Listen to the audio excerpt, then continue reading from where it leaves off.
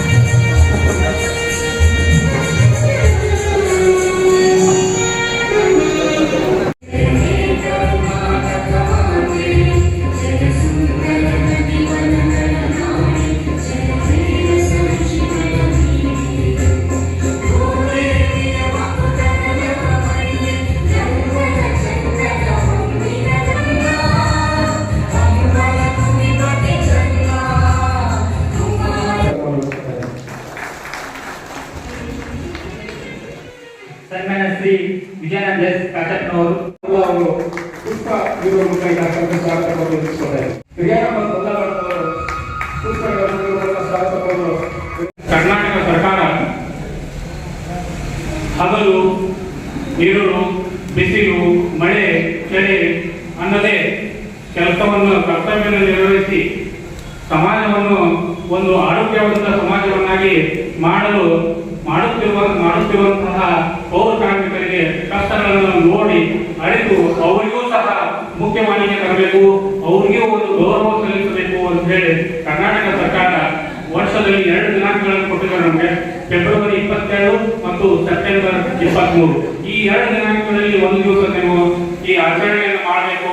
ಅವತ್ತಿನ ದಿವಸ ಪೌರ ಕಾರ್ಮಿಕರಿಗೆ ಅವರಿಗೆ ಸಿಗುವಂತಹ ಸೌಲಭ್ಯಗಳೇನು, ಆ ಸೌಲಭ್ಯಗಳನ್ನು ಅವರು ಹೆಂಗೆ ಪಡ್ಕೋಬೇಕು ಮತ್ತು ಅವ್ರ ಏನು ಕಷ್ಟಗಳಿರ್ತಾವ ಅದನ್ನು ನಾವು ಹೇಗೆ ಪರಿಹರಿಸಿಕೊಳ್ಬೇಕು ಅನ್ನುವಂಥ ಪರಿಹರಿಸಿಕೊಳ್ಬೇಕು ಅನ್ನೋದ್ರ ಬಗ್ಗೆ ತಿಳಿದುಕೊಳ್ಳುವುದು ಮತ್ತು ಅದರ ಜೊತೆಗೆ ಅವರಿಗೆ ಬೆಳಗ್ಗೆಯಿಂದ ಸಾಯಂಕಾಲ ಕೆಲಸ ಮಾಡೋದ್ಬಿಟ್ರೆ ಅವ್ರಿಗೆ ಏನೂ ಗೊತ್ತಿರೋಲ್ಲ. ಒಂದು ಕೆಲಸ ಬೆಳಗ್ಗೆ 5 ಗಂಟೆಗೆ ಕೆಲಸ ಮಾಡ್ತಾರೋ, 5 ಗಂಟೆಗೆ ಬರ್ತಾರೋ, ಕೆಲಸ ಸ್ಟಾರ್ಟ್ ಮಾಡ್ತಾರೋ. ಅವ್ರ ಸೂಪರ್ವೈಸರ್ಸು, ಅವ್ರ ಹೆಲ್ತ್ ಇನ್ಸ್ಪೆಕ್ಟರ್ಸು, ಅವ್ರ ಸದಸ್ಯರುಗಳು, ಅವ್ರ ಚೀಫ್ ಆಫೀಸರ್ಸು, ತಮಿಳ್ನಾಡುಗಳು ಕೆಲಸ ಹೇಳ್ಕೊಡ್ತಾರೆ, ಅವ್ರು ಕೆಲಸ ಮಾಡ್ಕೊಂಡು ಹೋಗ್ತಾರೆ. ಇಷ್ಟು ಬಿಟ್ಟರೆ ಅವ್ರದ್ದು ಏನೂ ಒಂದು ಜೀವನ ಬೇರೆ ಇದಕ್ಕಿಂತ ಜಾಸ್ತಿ ನಾವು ಏನ್ ಮಾಡ್ಬೇಕು ಅಂದ್ರೆ ಅವ್ರಿಗೆ ಗೊತ್ತಿರಲಿಲ್ಲ.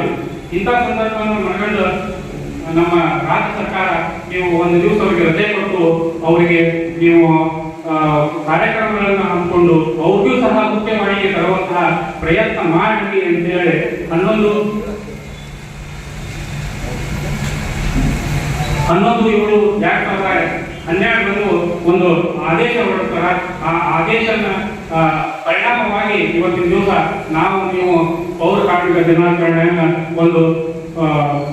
ಒಂದು ವಿಶಿಷ್ಟ ರೂಪದಲ್ಲಿ ಹಾಗೂ ಪೌರ ಕಾರ್ಮಿಕರಂದ್ರೆ ನನ್ನ ದೃಷ್ಟಿಯಲ್ಲಿ ಸೈನಿಕರಿದ್ದಂತೆ. ಯಾಕೆ ಈ ಮಾತು ಹೇಳ್ತೀನಿ ಅಂತಂದ್ರ, ಇವತ್ತು ಸೈನಿಕರು ತಮ್ಮ ಜೀವನದ ಅಂಗವನ್ನು ತೊರೆದು ಭಾರತ ದೇಶದ ಗಡಿ ಭಾಗದಲ್ಲಿ ನಮ್ಮ ದೇಶವನ್ನು ಕಾಯ್ತಕ್ಕಂಥ ಕೆಲಸ ಮಾಡ್ತಿದ್ರೆ,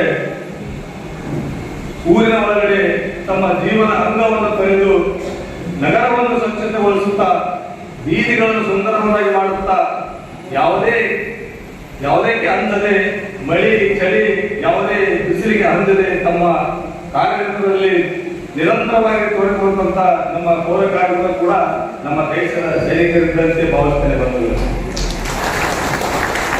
ಇವತ್ತು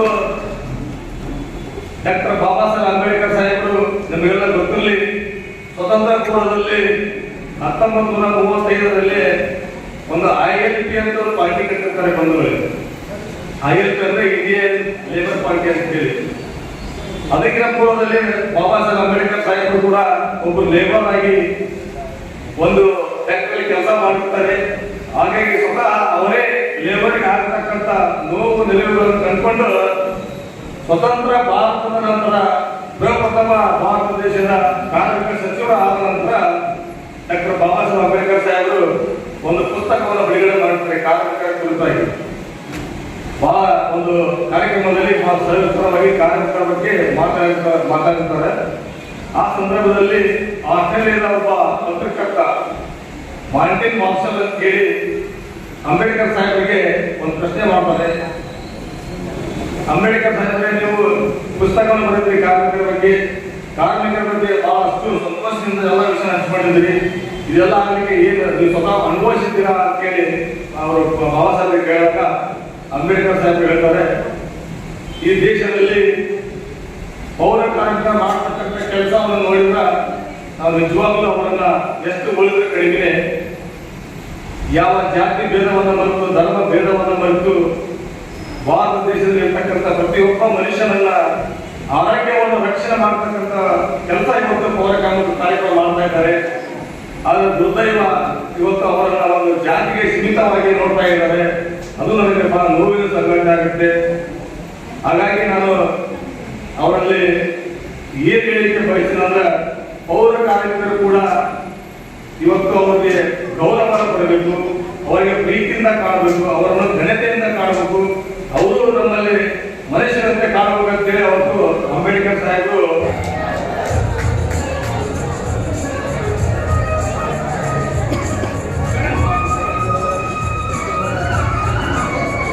ಓಂ ಶ್ರೀ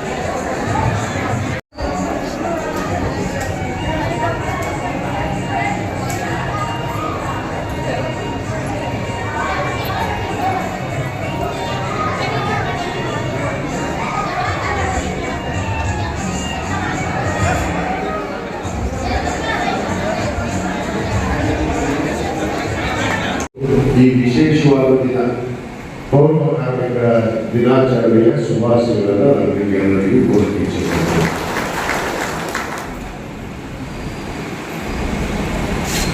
ಪೌರ ಕಾರ್ಮಿಕರು ಅಂದ್ರೆ ನಮ್ಮ ದೇಶದ ಆರೋಗ್ಯ ರಕ್ಷಕರು ಕೂಡ ತಪ್ಪಾಗಿಲ್ಲ. ಯಾಕಂದ್ರೆ ಪೌರ ಕಾರ್ಮಿಕರು ತಾವೆಲ್ಲ ಇರೋದ್ರಿಂದಲೇ ಈ ಭಾರತ ದೇಶ ಇವತ್ತು ಇಷ್ಟು ಸುರಕ್ಷಿತವಾಗಿ ಇರೋದಕ್ಕೆ ಕಾರಣೀಭೂತರೆ ತಾವು ಅನ್ನೋ ಮಾತನ್ನು ನಾನು ಗಟ್ಟಿಯಾಗಿ ಯಾಕಂದ್ರೆ ತಾವು ಇಲ್ಲದೆ ಈ ದೇಶ ಸುರಕ್ಷಿತವಾಗಿ ಇರೋದಕ್ಕೆ ಸಾಧ್ಯ ಇಲ್ಲ. ಆ ನಿಟ್ಟಿನಲ್ಲಿ ಯಾವುದೇ ಭೇದ ಭಾವ ಇಲ್ಲ. ತಮ್ಮ ಆರೋಗ್ಯವನ್ನು ಕೂಡ ಲೆಕ್ಕಿಸಿದೆ. ಇವತ್ತು ಎಲ್ಲರಲ್ಲಿ ಭೇದ ಭಾವವನ್ನು ನೋಡ್ತೀವಿ. ಆದ್ರೆ ಪೌರ ಕಾರ್ಮಿಕರು ಅಂದ್ರೆ ಯಾವ ಜಾತಿ ಮತ ಭೇದವಿಲ್ಲ ಅಂದ್ರೆ ಇವತ್ತು ಕಾಯಕವನ್ನು ನಂಬಿ ಕಾಯಕ ಯೋಗಿಗಳಾದಂಥವರು ತಾವು ಅನ್ನೋ ಮಾತನ್ನ ನಾನು ಇವತ್ತು ಬಹಳ ಕಾಯಕದಲ್ಲೇ ನಿರಂತರ ಅವರು. ಕಾಯಕದಲ್ಲಿ ಭೇದ ಭಾವ ಇಲ್ಲ. ಕಾಯಕವೇ ಇದು ಶ್ರದ್ಧೆ ಮನೋಭಾವನೆಯಿಂದ ತಾವು ಕಾರ್ಯವನ್ನ ಏನ್ ನಿರ್ವಹಿಸ್ತಿರಲ್ಲ, ಅದಕ್ಕೆ ನಮ್ಮ ವೇದಿಕೆ ಮೇಲೆ ಕೂತಂತ ಎಲ್ಲ ನಮ್ಮ ನಗರಸಭೆ ಪುರಸಭೆ ಸದಸ್ಯರು ನನ್ನ ವತಿಯಿಂದ ನಿಮ್ಗ ಅನಂತ ಅನಂತ ಕೋಟಿ ಕೋಟಿ ಧನ್ಯವಾದಗಳನ್ನ. ಯಾಕಂದ್ರೆ ನಾವು ಎಷ್ಟು ನಿಮ್ಮನ್ನು ಬೆಳೆದಿದ್ರು ಕಡಿಮೆ. ಯಾಕಂದ್ರೆ ಆ ಒಂದು ಕಾರ್ಯವನ್ನ ಯಾರೂ ಮಾಡದ ಕಾರ್ಯವನ್ನು ನಾವು ನಿರ್ವಹಿಸ್ತಾ ಇದ್ದೀವಿ. ಅದು ಸ್ವಚ್ಛತೆ, ಸುರಕ್ಷತೆ. ಈ ಕಾರ್ಯವನ್ನ ತಾವು ಯಾವುದೇ ಮನಸ್ಸಿಗೆ ಬೇಜಾರಿಲ್ಲ.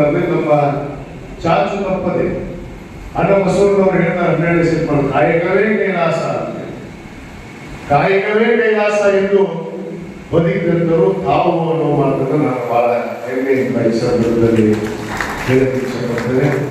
ಇವತ್ತು ತಾವೆಲ್ಲ ಬಹಳ ಸಂತಸದಿಂದ ಈ ಒಂದು ಪೌರ ಕಾರ್ಮಿಕರ ದಿನಾಚರಣೆಯನ್ನ ನಮ್ಮ ಆಯುಕ್ತರು ಮತ್ತು ನಮ್ಮ ನೂತನ ನಗರಸಭೆ ಅಧ್ಯಕ್ಷರು ಇವತ್ತು ಇಬ್ಬರು ಮಹಿಳೆಯರಾಗಿದ್ದಾರೆ. ಅದರಾಗಿ ತಾಯಂದ್ರ ಸಂಖ್ಯೆ ಜಾಸ್ತಿ, ನಿಮ್ಮದ ಜಾಸ್ತಿ ಐತಿ ಇವತ್ತು ಸಂಖ್ಯೆ.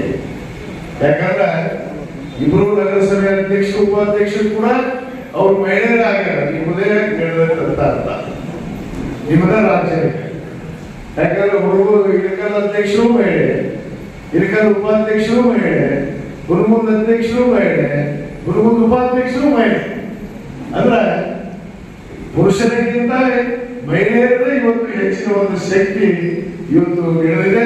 ಅದರಲ್ಲಿ ಪೌರ ಕಾರ್ಮಿಕರಲ್ಲಿ ಕೂಡ ತಾವೇ ಒಂದು ಹೆಚ್ಚಿನ ಸಂಖ್ಯೆಯಲ್ಲಿ ಇವತ್ತು ಬಹಳ ಸುಂದರವಾಗಿ ಇವತ್ತು ತಾವೆಲ್ಲ, ಯಾಕಂದ್ರೆ ಇವತ್ತಾದ್ರೂ ಒಂದು ದಿವಸ ರಜಾ ಸಿಗ್ತಲ್ಲ, ಆ ಭಗವಂತ ನಮಗೆ ಒಂದು ರಜಾ ದಿವಸ ಅಂತೇಳಿ ದಿನಾಚರಣೆ ಆಚರಣೆ ಮಾಡೋದಕ್ಕೆ ಇವತ್ತೇನು ನಮ್ಮ ಸರ್ಕಾರ ಇವತ್ತು ಅವಕಾಶಗಳನ್ನ ಮಾಡಿಕೊಟ್ಟಿದೆ. ಆ ಒಂದು ನಿಟ್ಟಿನಲ್ಲಿ ಇವತ್ತು ತಾವೆಲ್ಲ ಬಹಳ ಸಂತೋಷದಿಂದ ಈ ಒಂದು ದಿನಾಚರಣೆಯನ್ನು ಆಚರಣೆ ಮಾಡೋದ್ರ ಜೊತೆಗೆ ಈಗಾಗಲೇ ತಮ್ಮ ರಕ್ಷಣೆ, ತಮ್ಮ ಸುರಕ್ಷತೆ ನಮ್ಮ ಸರ್ಕಾರದ ಜವಾಬ್ದಾರಿ. ಯಾಕಂದ್ರೆ ತಾವು ಇಡೀ ಮನುಕುಲವನ್ನೇ ರಕ್ಷಣೆ ಮಾಡುವಂತ ಸುರಕ್ಷತೆಗೆ ಇರುವಂತ ಕೆಲಸ ತಾವು ಮಾಡಿದ್ರೆ ನಿಮ್ಮನ್ನ ರಕ್ಷಣೆ ಮಾಡುವಂತ ಜವಾಬ್ದಾರಿ ನಮ್ಮ ಮೇಲೆ ಕೂಡ ಇದೆ ಅನ್ನೋದನ್ನ ನಾವು ಮರೆಯುವುದಿಲ್ಲ ಅನ್ನೋ ಮಾತನ್ನ ಬಹಳ ಸ್ಪಷ್ಟವಾಗಿ. ಯಾಕಂದ್ರೆ ತಾವು ಕೂಡ ಆರೋಗ್ಯವಂತರಾಗಬೇಕು, ತಾವು ಕೂಡ ಸಮಾಜದಲ್ಲಿ ತೆರೆಯಂತೆ ಎತ್ತಿ ನಡೆಯುವಂತವರಾಗಬೇಕು. ಸಾಮಾಜಿಕ, ಇವತ್ತು ಆರ್ಥಿಕ, ಶೈಕ್ಷಣಿಕವಾಗಿ ಕೂಡ ತಮ್ಮ ಮಕ್ಕಳು, ತಮ್ಮ ಕುಟುಂಬ ಎಲ್ಲ ಕೂಡ ಸುರಕ್ಷಿತವಾಗಿರಬೇಕು. ಆ ನಿಟ್ಟಿನಲ್ಲಿ ಇವತ್ತು ನಮ್ಮ ಸರ್ಕಾರ ಕೂಡ ಇವತ್ತು ಅನೇಕ ಪೌರ ಕಾರ್ಮಿಕರಿಗಾಗಿ ಇವತ್ತು ಸಾಮಾಜಿಕವಾಗಿ ತಮಗೆ ಅನೇಕ ಹಕ್ಕುಗಳನ್ನು ನೀಡುವುದರ ಜೊತೆಗೆ ಇವತ್ತು ಆರ್ಥಿಕ ಪರಿಸ್ಥಿತಿಯನ್ನ ಮತ್ತು ಆರೋಗ್ಯ, ಯಾಕಂದ್ರೆ ಎಲ್ಲರಿಗಿಂತ ಹೆಚ್ಚು ಬಂದು ಆರೋಗ್ಯ. ನಿಮ್ಮ ಆರೋಗ್ಯ ಸುರಕ್ಷತೆ ಇದ್ರೆ ಎಲ್ಲರೂ ಕೂಡ ಆರೋಗ್ಯ ಸುರಕ್ಷತೆ ಇದ್ದಂತೆ. ಆ ನಿಟ್ಟಿನಲ್ಲಿ ಇವತ್ತು ಸರ್ಕಾರ ಕೂಡ ತಮ್ಮ ಆರೋಗ್ಯವನ್ನು ರಕ್ಷಣೆ ಮಾಡುವುದಕ್ಕೆ ಅನೇಕ ಯೋಜನೆಗಳನ್ನ ತಮಗೆ ಉಚಿತವಾಗಿ ಪೌರ ಕಾರ್ಮಿಕರಿಗಾಗಿ ಅನೇಕ ಯೋಜನೆಗಳನ್ನ ಇವತ್ತು ಸರ್ಕಾರ ಕೊಡು ಮಾಡ್ತಾ ಇದೆ. ಅದಕ್ಕೆ ನಾನು ದಯವಿಟ್ಟು ನಮ್ಮ ತಾಯಿಯರಲ್ಲಿ ಇಲ್ಲಿರುವಂತಹ ಹುಡುಗರು ಮತ್ತು ಇತರ ಪೌರ ಕಾರ್ಮಿಕರಲ್ಲಿ ವಿನಂತಿ ಮಾಡ್ಕೊಳ್ತೇನೆ, ಇವತ್ತು ನಾವು ಯಾವುದು ಭೇದ ಭಾವ ಇಲ್ಲದೆ ಕಾರ್ಯವನ್ನು ನಿರ್ವಹಿಸ್ತೀವಿ. ಆದ್ರೆ ನಮ್ಮ ಆರೋಗ್ಯ ಅಂತ ಬಂದಾಗ, ಆರೋಗ್ಯ ಇದ್ದಾಗ ಏನಾದ್ರೂ ನಾವು ಸಾಧ್ಯ ಮಾಡೋದಕ್ಕೆ ಸಾಧ್ಯ. ಆರೋಗ್ಯವೇ ಭಾಗ್ಯ ಅಂತ ಹೇಳ್ತೀವಿ. ಅದಕ್ಕೆ ಆ ಆರೋಗ್ಯವನ್ನು ಕೂಡ ಅಷ್ಟೇ ಸುರಕ್ಷಿತವಾಗಿ ಇಟ್ಕೊಂಡು ನಾವು ಆರೋಗ್ಯ ರಕ್ಷಣೆ ಮಾಡುವಂತ ಏನು ನಮ್ಮ ಸರ್ಕಾರ ಒದಗಿಸುವಂತ ಕಿಟ್ಗಳು ಇರ್ಬೋದು, ಮಾಸ್ಕ್ ಇರ್ಬೋದು, ಗ್ಲೌಸ್ ಇರ್ಬೋದು, ಇವೆಲ್ಲವನ್ನ ಧರಿಸಿ ನಾವು ಕಾರ್ಯವನ್ನ ಮಾಡಬೇಕು ಅಂತ ಹೇಳಿ ನಾನು ಈ ವೇದಿಕೆ ಮುಖಾಂತರ ವಿನಂತಿ ಮಾಡ್ಕೊಂಡೆ. ಯಾಕಂದ್ರೆ ನಮ್ಮ ಆರೋಗ್ಯ ಕೂಡ ನಮಗೆ ಅಷ್ಟೇ ಮುಖ್ಯ. ನಮ್ಮ ಆರೋಗ್ಯದ ಬಗ್ಗೆ ಕೂಡ ಇವತ್ತು ನಮ್ಮ ಸರ್ಕಾರ ಚಿಂತನೆಯನ್ನ ಮಾಡಿದೆ.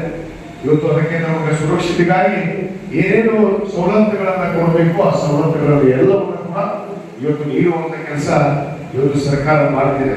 ಆರ್ಥಿಕವಾಗಿ ಕೂಡ ತಮಗೆ ಅನುಕೂಲ ಆಗಬೇಕು.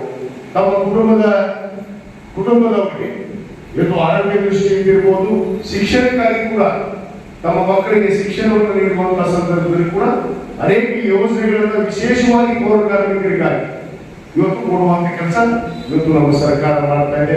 ಅದರ ಜೊತೆಗೆ ವಸತಿ, ಯಾಕಂದ್ರೆ ಮುಖ್ಯವಾಗಿ ಎಲ್ಲರಿಗೂ ಬೇಕಾಗಿರೋದು ವಸತಿ. ಅದಕ್ಕೆ ಹೇಳ್ತಿದ್ರು ಹಿಂದೆ ನಮ್ಮ ಹಿರಿಯರು, ರೋಟಿ ಕಪಡ ಅವ್ರ ಮಕಾನ್ ಅಂತ. ರೋಟಿ ಕಪಡ ಅವ್ರ ಮಕಾನ್, ಈ ಮೂರು ಬಹಳ ಅರ್ಥ ಕೊಡುತ್ತೆ. ಹೊಟ್ಟೆ ತುಂಬಾ ಊಟ, ಮೈ ತುಂಬಾ ಬಟ್ಟೆ, ಇರಕ್ಕೆ ಶಾಂತಿಯಾಗಿ ನೆಮ್ಮದಿಯಿಂದ ಮಲಗೋದಕ್ಕೆ ಒಂದು ಮನೆ ಬೇಕು. ಮನೆ ಬೇಕೇ ನಮ್ಮ ಎಲ್ಲರಿಗೂ ಮನೆ ಬೇಕೇ ಬೇಕು. ಅದಕ್ಕೆ 2016 ಏನು ನಾವು ಪೌರ ಕಾರ್ಮಿಕರಿಗಾಗಿ, ಇಳಕಲ್ ನಗರದ ಪೌರ ಕಾರ್ಮಿಕರಿಗಾಗಿ ಸುಮಾರು 7 ಎಕರೆ ಭೂಮಿಯನ್ನ ಈಗಾಗಲೇ ನಿಮಗಾಗಿ ನಾವು ನಿಗದಿಸಿದ್ದೀವಿ. ಅದೇ ನಮ್ಮ ನಗರಸಭೆ ಆಡಳಿತ, ಅವತ್ತು ಕೂಡ ನಾನೇ ಶಾಸಕನಾಗಿದ್ದೆ, ಅವತ್ತು 7 ಎಕರೆ ನಿಮ್ಮ ಭೂಮಿಯನ್ನು ನಾವು ತೆಗೆದುಕೊಂಡಿದ್ದೀವಿ. ಅಲ್ಲೇ ನೀವು ಈಗಾಗಲೇ ನಿವೇಶನ ಹಂಚಿಕೆಯನ್ನು ಕೂಡ ಇವತ್ತು ಮಾಡುವಂತ ಕೆಲಸ ನಮ್ಮ ಪೌರಾಯುಕ್ತರು, ನಮ್ಮ ನಗರಸಭೆಯವರು ಮಾಡ್ತಾ ಇದ್ದಾರೆ. ಬಹುತೇಕ ನಾನು ಕೆಲವಷ್ಟು ಮಾತುಗಳನ್ನ ಕೇಳ್ಪಟ್ಟೆ. ಅದು 2016 ನಿಮಗೆ ಜಾಗ ನೀಡಿದೆಯಾಗಿದೆ, ಆದ್ರೆ ಯಾರೋ ನಿಮಗೆ ಜಾಗನೇ ಕೊಟ್ಟಿಲ್ಲ. ಆ ಜಾಗ ಕೊಡೋದಕ್ಕೆ, ನೀವು ಮನೆ ಕಟ್ಟಿಕೊಡೋದಕ್ಕೆ ಕೆಲವಷ್ಟು ಜನ ದುಡ್ಡನ್ನ ಕೇಳಿದ್ರು ಅನ್ನೋದನ್ನು ಕೂಡ ನಮಗೆ ಗಮನಕ್ಕೆ ಬಂದ ಬಂದಿದೆ. ಅದಕ್ಕೆ ನಾನು ಈ ವೇದಿಕೆ ಮುಖಾಂತರ ಬಹಳ ಸ್ಪಷ್ಟವಾಗಿ ಹೇಳಕ್ಕೆ ಇಚ್ಛೆ ಪಡ್ತೇನೆ, ಯಾರಿಗೂ ಕೂಡ ತಾವು ದಯವಿಟ್ಟು ₹1 ಕೊಡುವಂತ ಅವಶ್ಯಕತೆ ಇಲ್ಲ. ನಿಮಗೆ ಉಚಿತವಾಗಿ ನಿವೇಶನವನ್ನು ಕೊಟ್ಟು ನಿಮಗೆ ಉಚಿತವಾಗಿ ನಾವು ಮನೆಗಳನ್ನು ಕೂಡ ಕಟ್ಟಿಕೊಡುವಂತ ಕೆಲಸ ನಾವು ಖಂಡಿತವಾಗಿ ಮಾಡ್ತೀವಿ. ಬಹುತೇಕ ನಾವು ಎಷ್ಟು ಜನ ಕುಟುಂಬದಲ್ಲಿರುವಂತಹ ಇತರಲ್ಲಿರುವಂತಹ ಪೌರ ಕಾರ್ಮಿಕರಿದ್ದಾರೆ ಅವರಿಗೆಲ್ಲರಿಗೂ ನಿವೇಶನ ಜೊತೆಗೆ ಉಚಿತವಾಗಿ ಮನೆ ಕಟ್ಟಿಕೊಡುವಂತ ಕೆಲಸ ನಾವು ಮಾಡೇ ಮಾಡ್ತೀವಿ ಅನ್ನೋ ಒಂದು ಭರವಸೆಯನ್ನು ನಾನು ಈ ಸಂದರ್ಭದಲ್ಲಿ ಕೊಡಕ್ಕೆ ಇಚ್ಛೆ ಪಡ್ತೇನೆ. ಯಾಕಂದ್ರೆ ಯಾವುದೋ ಕೆಲವಷ್ಟು ಪಟ್ಟಬಂಧ ಹಿತಾಸಕ್ತಿಗಳು ಹಿಂದೆ ಆಡಳಿತ ಮಾಡಿರುವಂತಹ ನಗರಸಭೆಯಲ್ಲಿ ಕೆಲವಷ್ಟು ಅಧ್ಯಕ್ಷರ ಆದಿಯಾಗಿ ಕೆಲವಷ್ಟು ಜನ ಪಾಪ ಪೌರ ಕಾರ್ಮಿಕರನ್ನ ದುಡ್ಡನ್ನು ಇಸ್ಕೊಂಡಿದ್ದಾರೆ ಅನ್ನೋದು ನನ್ನ ಗಮನಕ್ಕೆ ಬಂದಿದೆ. ಅದಕ್ಕೆ ನಾವು ಯಾರು ಕೂಡ ದುಡ್ಡು ಕೊಡುವಂತ ಅವಶ್ಯಕತೆ ಇಲ್ಲ. ಯಾರಿಗೂ ₹1 ಕೂಡ ಕೊಡಬಾರ್ದು. ನಮ್ಮ ಆಡಳಿತದಲ್ಲಿ ಭ್ರಷ್ಟಾಚಾರಕ್ಕೆ ಒಂದು ಅವಕಾಶವನ್ನು ಕೂಡ ನಾವು ಮಾಡಿಕೊಡೋದಿಲ್ಲ ಅನ್ನೋ ಮಾತನ್ನ ಬಹಳ ಸ್ಪಷ್ಟವಾಗಿ ನಾನು ಈ ಸಂದರ್ಭದಲ್ಲಿ ಇಚ್ಛೆ ಪಡ್ತೇನೆ.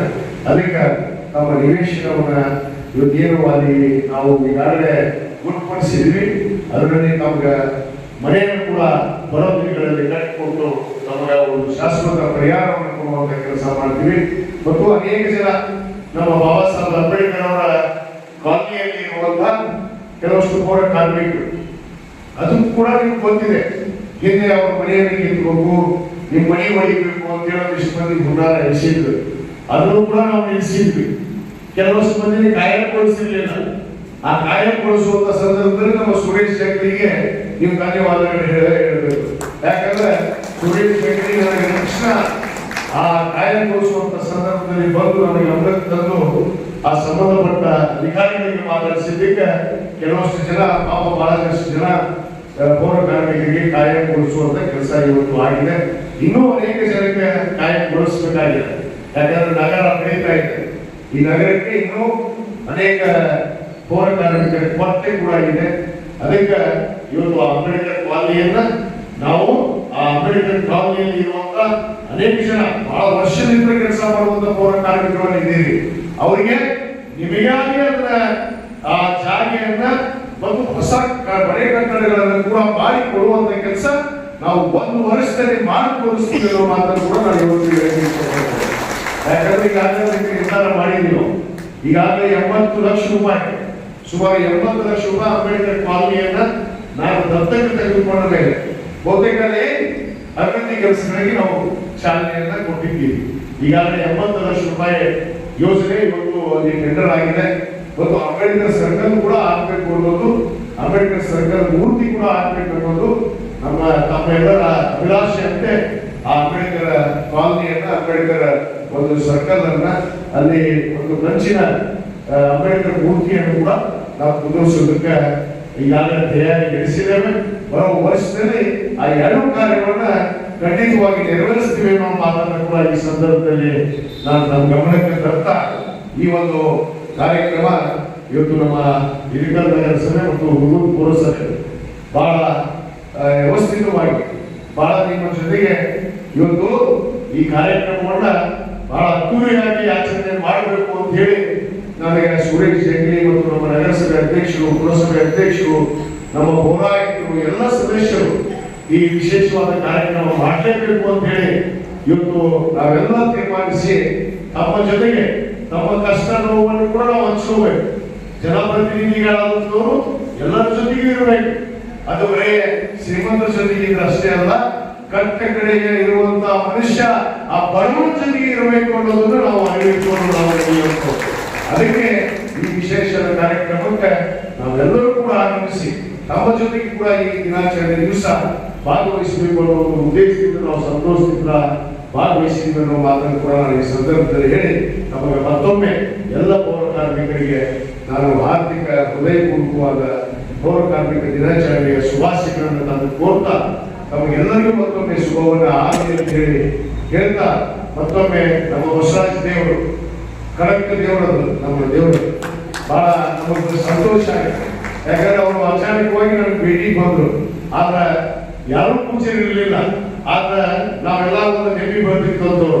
ಯಾಕಂದ್ರೆ ಗುರುಲಿಂಗ ಜಂಗಮ ಅಂದ್ರೆ ನಮಗೆ ಬಹಳ ಪ್ರೇಮ. ಆ ಗುರುಗಳನ್ನ ಎಂಬಿ ನಾವು ಹರಳನ್ನ ಒಲಿಸಿಕೊಂಡಂತವ್ರು ಆ ಗುರುಗಳ ಸ್ಥಾನ ತುಂಬಿದ್ದಿಲ್ಲ ಅದು ತುಂಬಿಸಿದಂತವ್ರು ನಮ್ಮ ಬಸವರಾಜ ದೇವರು ಅನ್ನೋ ಮಾತನ್ನು ಇವತ್ತು ನಾನು ಬಹಳ ಸಂತೋಷದಿಂದ ಈ ಒಂದು ವೇದಿಕೆಗೆ ಅವರಿಗೆ ಬಂದು ನಮ್ಮ ಒಂದೇ ಒಂದು ಕರೆಗೆ ನಾವು ಬರಬೇಕು ಭಾಗವಹಿಸಬೇಕಂದಾಗ ಪಾಪ ಅವರು ಬಂದು ಈ ಕಾರ್ಯಕ್ರಮದ ಸಾನ್ನಿಧ್ಯವನ್ನು ವಹಿಸಿದ್ರು ಅವರಿಗೂ ಕೂಡ ನಮ್ಮೆಲ್ಲರ ಪರವಾಗಿ ಧನ್ಯವಾದ ಅರ್ಪಿಸಿ ನನ್ನ ಎರಡು ಮಾತು ಮುಗಿಸ್ತೇನೆ. ಜೈ ಹಿಂದ್, ಜೈ ಭಾರತ್.